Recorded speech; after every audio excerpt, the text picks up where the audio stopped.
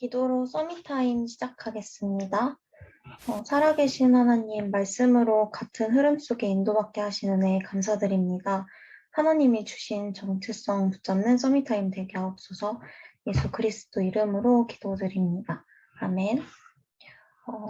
목요일 기도 첫 제목은 하나님이 주신 유일성의 제자입니다. 본문 말씀은 창세기 39장 3절입니다. 그의 주인이 여호와께서 그와 함께 하심을 보며 또 여호와께서 그의 범사에 형통하게 하심을 보았더라. 아멘. 만일 우리에게 실패가 찾아온다면 그것에는 중요한 하나님의 뜻이 담겨 있습니다. 성공이 다가온다면 하나님의 계획입니다. 왜냐하면 언약 가진 사람은 보좌의 역사가 임할 수밖에 없는 망대이기 때문입니다. 우리는 시공간 초월의 망대를 통해 그 나라와 현장의 복음을 전달하며 전 세계 237개 나라에 빛을 비추게 됩니다. 첫 번째 노예로 하나님과 통하는 망대를 가진 요셉을 하나님은 가장 낮은 애굽의 노예로 보내셨습니다. 그럼에도 불구하고 요셉은 가장 높은 곳을 바라보며 기도했습니다. 이 응답을 계속 누릴 때 하나님은 요셉을 총리로 세우셨습니다. 하나님이 주신 신분과 권세를 누릴 때 보좌의 응답이 현실화되는 축복이 나타납니다. 가장 낮은 환경도 하나님과의 소통을 막을 수 없습니다. 두 번째, 가장 높은 곳으로. 이 응답을 누릴 때 오는 어려움은 하나님의 방법이 되고 길이 됩니다. 하나님이 결국 237 현장에 이 빛을 발하도록 인도하십니다. 아무리 어려운 환경이나 작은 응답에도 낙심하거나 흥분하지 말고 전 세계 237개 나라의 길을 여시는 하나님을 기다려야 합니다. 하나님은 반드시 길을 여시기 때문입니다. 명확한 사실을 먼저 확인하고 그 속에 담긴 영적 사실을 발견하고 숨은 응답을 찾아 누리면 됩니다. 하나님이 함께 하시는 것으로 충분히 행복하다면 응답의 길은 시간표를 따라 열리게 됩니다. 깊은 질문 237의 빛입니다. 하나님이 주신 달란트를 통해 망대가 만들어집니다. 여기에서 세상 살릴 전문성이 나옵니다. 이것이 유일성 응답으로 연결되며 이 타워는 지금 우리 인생에 이미 임했습니다. 이것이 하늘 보좌와 시공간 초월의 응답으로 237의 빛으로 나타나는 것입니다. 이것을 아는 바울은 충격적인 고백을 합니다.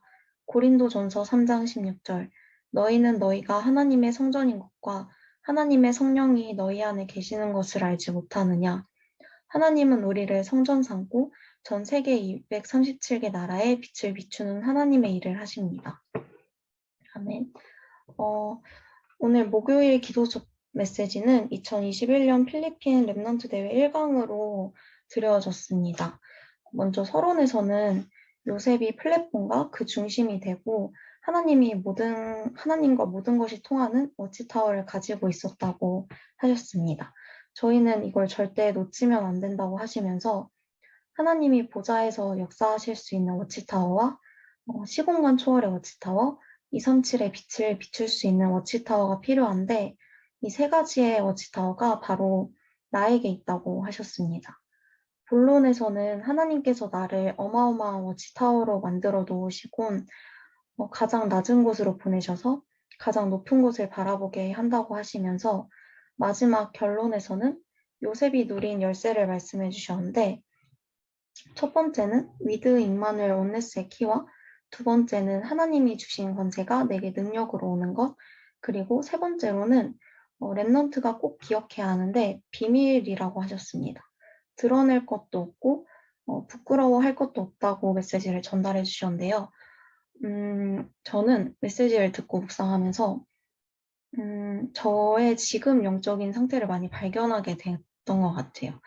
실패는 하나님의 뜻이고 성공은 하나님의 계획이고 가장 낮은 곳으로 보내서 가장 높은 곳을 바라보게 하신 것은 237을 향한 하나님의 방법이었고 세상에서의 저는 그냥 알바생, 휴학생, 그냥 평범한 사람이지만 하나님은 저에게 진짜 신분과 권세는 따로 있다고 말씀해 주셨는데 저는 이번 주 동안 살면서 하나님께서 모든 말씀마다 하나님의 정체성과 그런 하나님의 자녀인 저의 정체성을 말씀해 주시고 모든 현장에서의 문제에 답을 내려주시고 미래에 대한 정확한 방향도 알려주시는데 제가 들은 말씀이고 제가 붙잡은 말씀이지만 진짜 저와는 맞지 않다는 생각이 많이 들었었어요.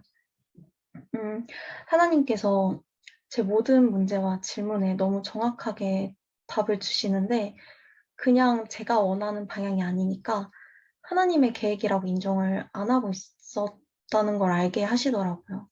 그래서 최근에 내가 어떤 생각을 하고 살았나 막 기록해 놓은 걸 찾아봤는데 어, 저의 24가 하나님이 아니고 복음이 아니라 진짜 그냥 세상 중심, 나 중심, 제일 심했던 건 사람 중심이더라고요.